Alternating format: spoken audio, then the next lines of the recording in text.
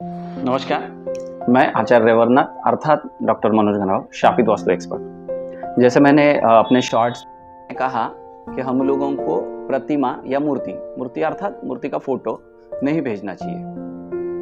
अभी ये क्यों नहीं करना चाहिए ये समझना बहुत ज़रूरी है। कैसे? जैसे हम लोगों का वास्तु तत्सत का टैगलाइन है, डोंट फॉलो ब्लाइंडली। आप किसी भी चीज़ को पहले समझो, उसके बाद में उस पर रिएक्ट करो। बहुत बार हम लोग ये चीज़ों को समझते नहीं है, इसलिए धीरे धीरे हम लोग उसको सुपरस्टिशियस अंधश्रद्धा वगैरह मानते हैं और धीरे धीरे हम लोग उसको निग्लेक्ट करते जाते हैं, उसे छोड़ते जाते हैं। यही हमारे धर्म की सबसे बड़ी कमजोरी और हानि है कि हम लोगों ने कभी भी उसके पीछे का जो तथ्य है उसको समझा नहीं है और उसके वजह से हम लोग धीरे धीरे अपनी धर्मशास्त्रों को भूलते जा रहे हैं या धर्म में जो लिखी हुई चीज़ है उनको कहीं ना कहीं गलत ठहरा रहे हैं।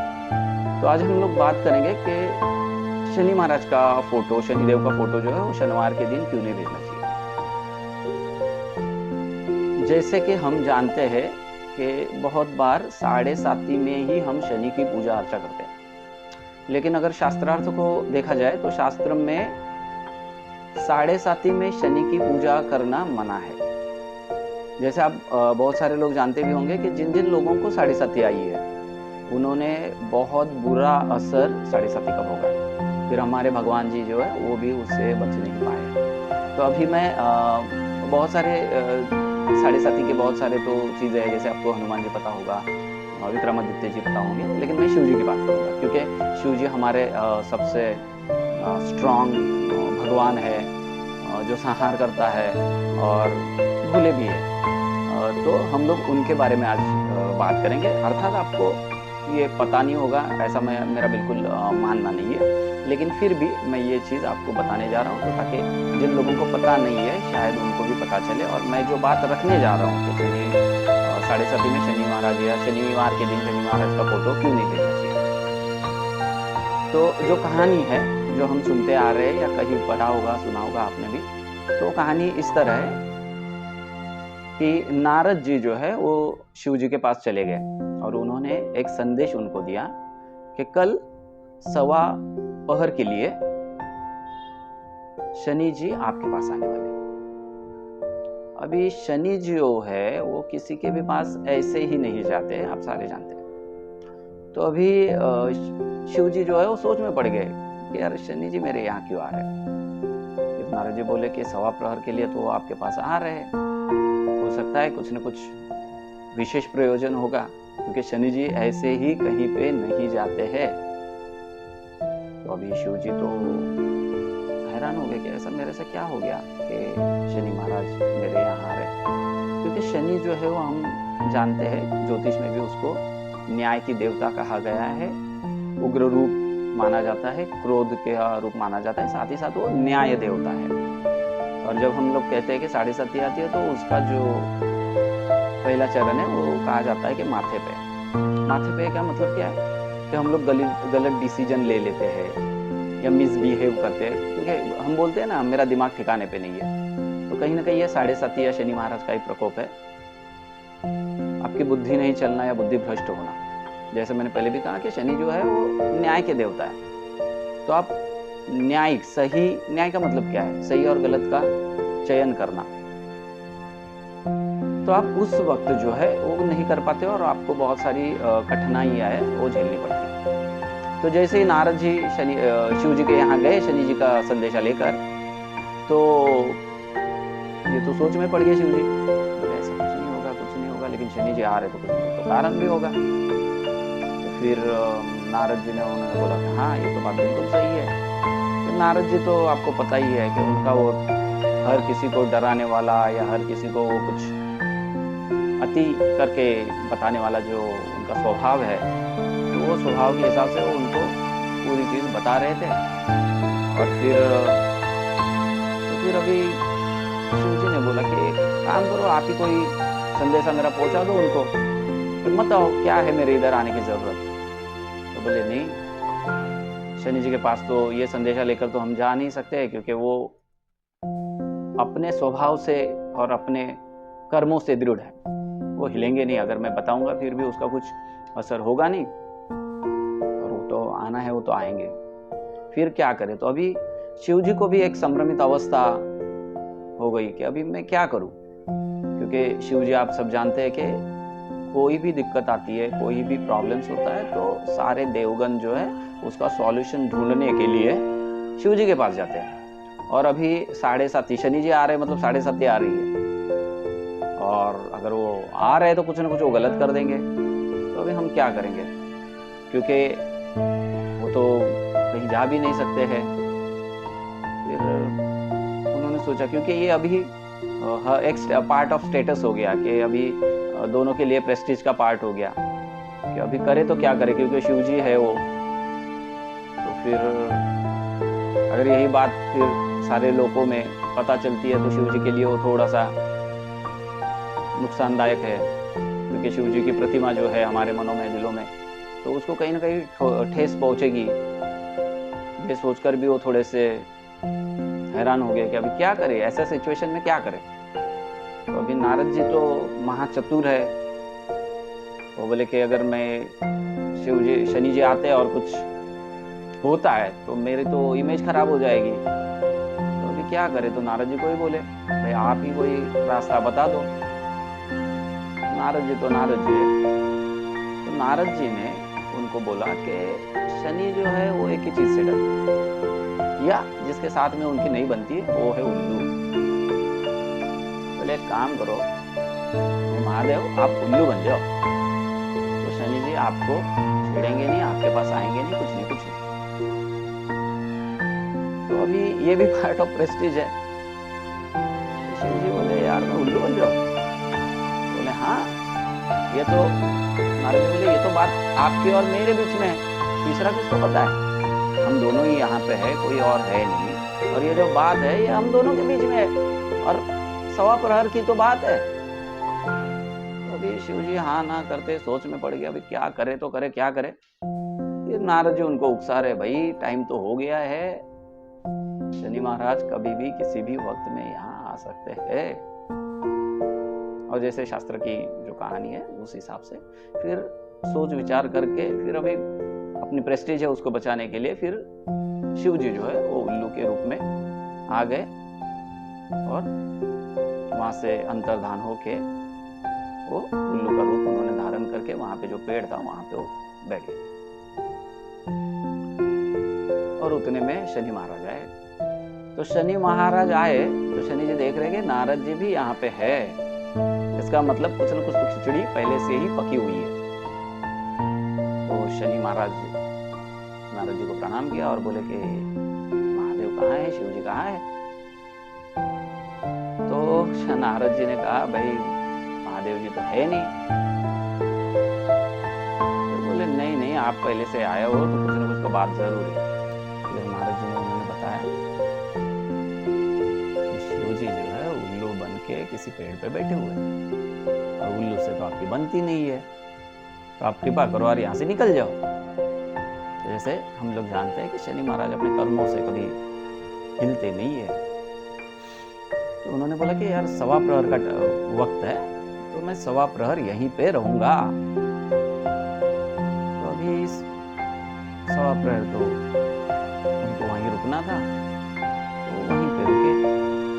1.25 प्रहर की तो बात थी, 1.25 प्रहर होने के बाद में शिव जी जो है वापिस वहां पे आए, उल्लू में से अपना रूप है उसको प्रकट किया और सामने आए।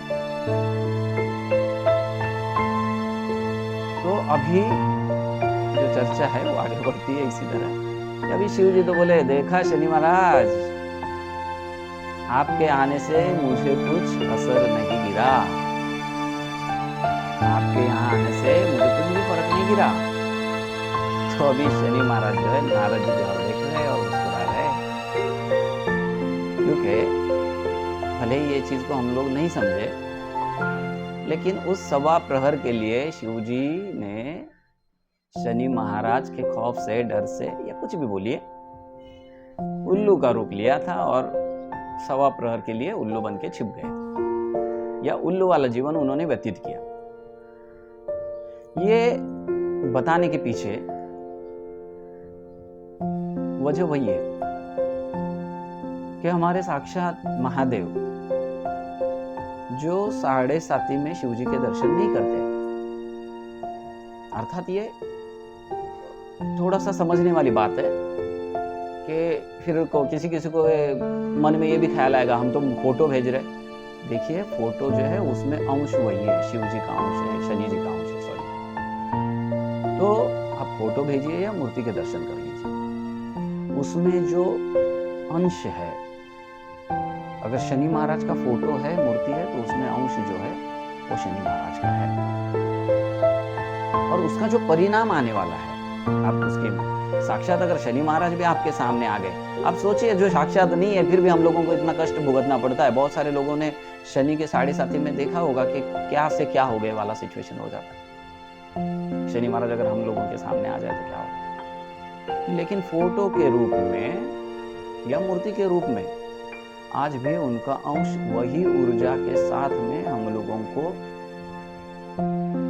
शिक्षा देता है या हम लोगों के साथ में न्याय करता है। अभी फिर ये फोटो ना भेजने वाली बात मैं किस पागलपन के हिसाब से कर रहा हूं, तो इसको अभी समझ। जैसे हम बहुत बार करते हैं कि फोटो भेज देते हैं और बोलते हैं कि भाई इसको आगे भी फॉरवर्ड कर दो ताकि उनके भी जीवन में सुख आए। अब ये फोटो है शनि महाराज का, तो जान लीजिए या मान लीजिए, जब हम फोटो ये किसी को फॉरवर्ड करते हैं, आगे भेजते हैं, तो हो सकता है कि किसी को साढ़े साथी चल रही हो। और धर्मशास्त्र कहता है कि साढ़े साथी में शनि महाराज के दर्शन नहीं करना चाहिए। हमने तो ये फोटो भेज दी, तो किसी न किसी रूप में आपने शनि महाराज के दर्शन कर लिए और फिर आपको जो है हो सकता है तकलीफें बढ़ जाए। इसलिए शास्त्र में कहा गया है कि अगर आपको शनि की साढ़े साती है तो आपको हनुमान जी की सेवा करनी चाहिए। इसके पीछे भी एक बहुत बड़ी कहानी है जो मैं फिर कभी सुनाऊंगा। तो यही एक कारण है कि हनुमान जी की अगर हम लोगों ने पूजा अर्चा की तो हमारी साढ़े साती जो है तो बहुत बढ़िया सा चली जाती है। तो यही कहने का मतलब था, यही कहने का भाव था कि साढ़े साती किसी को भी हो सकता है। आपने किसी को फॉरवर्ड कर दिया, हो सकता है उसको साढ़े साती हो, और फिर अगर उसको तकलीफ बढ़ जाती है तो कहीं ना कहीं उसके तकलीफ का कारण आप बन रहे हो। आपने तो अच्छे भाव से भेज दिया, लेकिन कहीं ना कहीं आप उस तकलीफ का कारण बन रहे हो। और कोई भी व्यक्ति किसी के लिए भी तकलीफ का कारण नहीं है, यही मेरी सोच है। इसलिए अगर आपको शनिवार वाले दिन भेजना ही है तो शनि महाराज की जगह आप हनुमान जी का फोटो भेजें, हनुमान जी की मूर्ति वाला फोटो भेजें। इससे किसी को भी कुछ दिक्कत नहीं आएगी और हो सकता है उसको कहीं ना कहीं अगर साढ़े साती भी है तो हनुमान जी के दर्शन से उनको कहीं लाभ मिले। तो यही सोच ये फोटो ना भेजने के पीछे मेरी है, जो मैं हमेशा मेरे शापित वास्तु के जो वर्कशॉप होते हैं उसमें भी जो एडवांस कोर्स है जिसमें हम लोग मंत्र शास्त्र और भगवान से रिलेटेड जो सारी चीज़ें बताते हैं, उसमें यह चीज़ साढ़े साती के उपाय के ऊपर हम लोग ये हमेशा बताते हैं। तो अभी हम उपाय की बात करेंगे। ये साढ़े साती है तो उपाय क्या करें। तो साढ़े साती में सबसे बढ़िया जो उपाय है वो ये है कि बुधवार वाले दिन, ध्यान से सुनिए, बुधवार वाले दिन काले उड़द 11 पूरे सबूत काले उड़द, थोड़ा सा तेल, आप तेल कौन सा भी ले सकते हो, राई का ले सकते हो या मीठा तेल, कोई भी तेल जो है वो आप ले सकते हो। हनुमान जी को जो चढ़ाते हैं वो वाला सिंदूर, ऑरेंज रंग का जो होता है वो वाला सिंदूर, और चुटकी भर नमक, ये आपको तेल में डालना है और बुधवार वाले दिन ये हनुमान जी के सर पे चढ़ाना है। ऐसा करने से आपके साढ़े साती का असर जो है वो कम होता है और उसमें अगर कुछ कठिनाइयां आ रही है तो उसमें आपको निजात मिलता है। उस साढ़े साती में तकलीफों को झेलने की ताकत हनुमान जी देते हैं। ये तेल चढ़ाने के बाद में बाएं कंधे का थोड़ा सा सिंदूर निकाले और उसका तिलक करें। याद रखिए ये आपको बुधवार वाले दिन करना है साढ़े साती के लिए। इससे मैंने बहुत सारे लोगों को ये उपाय दिया है, बहुत सारे लोगों को इससे राहत मिली है और उम्मीद करता हूँ कि आप भी, अगर आपको साढ़े साथी है तो ये अवश्य करें और अपने दोस्तों में भी ये बात को ज़रूर शेयर करें, ताकि उनके जीवन में भी अगर कुछ साढ़े साथी से संबंधित कठिनाइयाँ है, तकलीफ़ें, तो वो भी दूर हो जाए। और जैसे हम लोग लॉ ऑफ कर्मा को मानते हैं कि किसी का भला करने से हमारा भी भला होता है, तो आप किसी का भला करने जा रहे हो तो आपका भी भला होगा। इसी से मैं आप लोगों से क्षमा चाहूँगा और रज़ा भी लेना चाहूँगा। साथ ही साथ यही कहूँगा कि अगर आपको ये बात अच्छी लगी तो आप ज़रूर ये अपने दोस्तों के साथ में साझा करें, शेयर करें। वास्तु तत्सत यूट्यूब चैनल को सब्सक्राइब करें और अगले जो भी नया कुछ आए तो आपको इन्फॉर्मेशन मिल जाए, इसलिए बेल आइकन को दबा दें। इसी से मैं आप सबसे माफ़ी चाहूँगा। धन्यवाद।